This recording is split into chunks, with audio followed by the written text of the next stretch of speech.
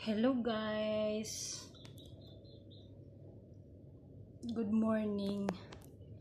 Mainit na morning guys. Kakaligo lang pero mainit pa rin. Guys, dito sa Pakistan guys. Ang init. Para kung ano ba? Pasensya na kayo sa mukha ko guys ah. Ganun talaga.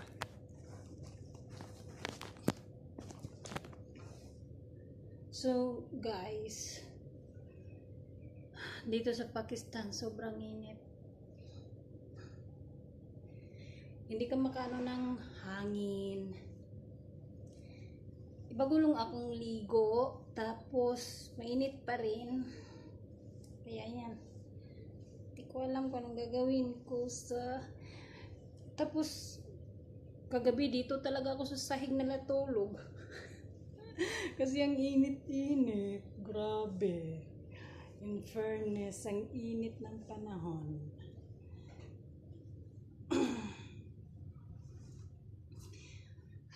Ay, maba na buhok ko. Ha? Charot. Dati dito yung buhok ko. Pumunta ko ng Pakistan. Dito yung buhok ko. Ngayon, mahaba na siya. At ayaw din ng asawa ko na maikli yung buhok ko. Kaya pinahaba ko siya kahit ang init. Ay, Diyos ko. Pero, nandito ko sa Pakistan para sa asawa ko. Pero, nagtrabaho ako. Di wala din. Hindi kami magkasama. Ano lang, pag may day off ako, may kasama ko siya. Kaso,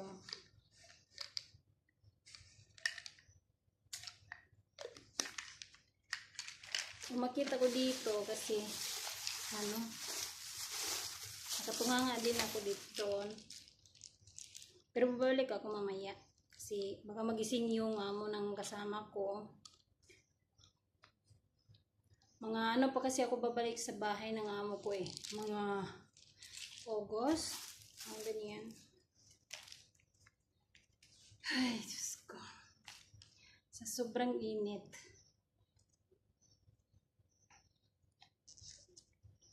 Kumano. Init talaga.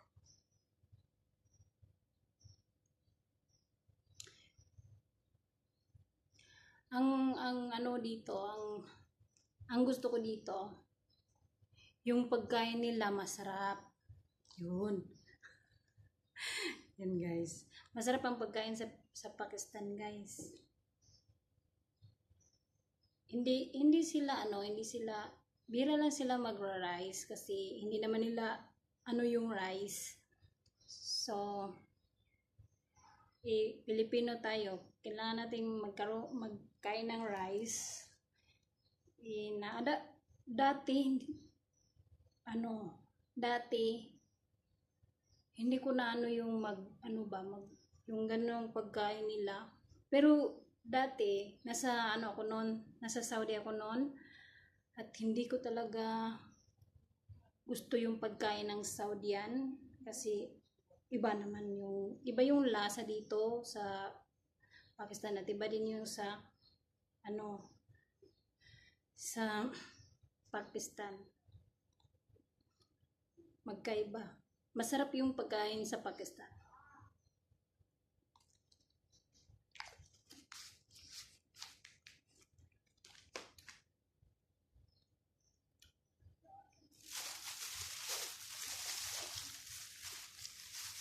Dati guys, hindi ko akalain na makapunta na ako ng ibang bansa, lalo na sa Saudi kasi alam mo na yung story of Saudian. Nakakatakot, diba? Pagka nga lang Saudi, nakakatakot. At saka hindi ko rin in-expect na makapunta ko ng Saudi. Hindi ko rin in-expect na maka-abroad ako. Kasi dati nung nag-aaral pa ako, ang bubububo ko talaga. Hindi ko ang bubo ko, daming yung mga yung mga ano ng pamilya ko, sabi na hindi umasenso, ganito ganyan kasi ang bubo mo, yun. Hindi ko akalain na makapunta pala ako dito at makapunta ko ng Saudi. At hindi ko rin akalain na magkaroon ako ng asawa na Pakistani.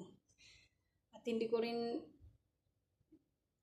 pinangarap na makapunta ng Pakistan kasi di ba Pakistan ang ano natin na Pakistan daming gera, ganyan. Wala naman, ano naman yung mga tao dito sa Pakistan. At marami din Pilipino dito sa Pakistan na nag-asawa ng Pakistani. Kaya yan.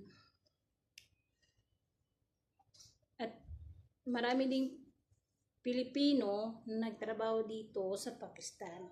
At ano, yung sahod dito, $500. Tapos, depende yung trabaho mo, kung ano yung gusto mo, kunwari,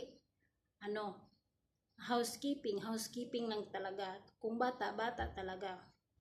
Yun yung nakagandahan dito. Tapos, pag Ramadan, depende sa amo mo kung magbibigay siya or hindi. Ay, ang pawis ko. May magbibigay sila mga damit, ganyan. Bibigayan sila. Meron ding dito, madamot, meron din. Kasi din ako, madamot din. Kaya yan. Pero maganda dito sa Pakistan pag DH ka. Kasi may weekly na day off. Depende sa nyo kung weekly yung day off mo or anuhin mo. Ititik mo ng isang lang, ganon. Kaya yan.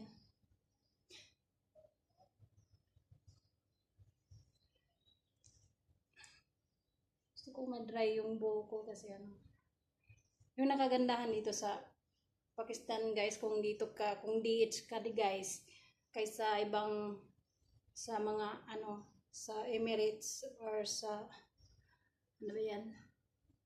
sa mga Saudi, ganyan, mas maganda dito kasi yung mga amo din dito mababait. At dollar yung mo, yung sahod mo, depende sa'yo kung rupees or dollar. Pero mostly dollar.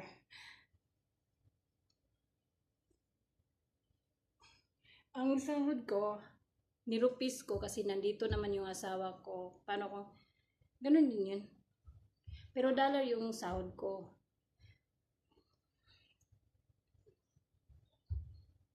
Pero ang inano ko, rupees kasi kaya yan. Tumulo yung singot ko. So now guys, magbabay na ako kasi bababa na ako kasi nandun yung kasama ko, baka gising na rin yung amo niya. So bye bye guys, please support my YouTube channel and subscribe. Bye bye, Allah Hafiz.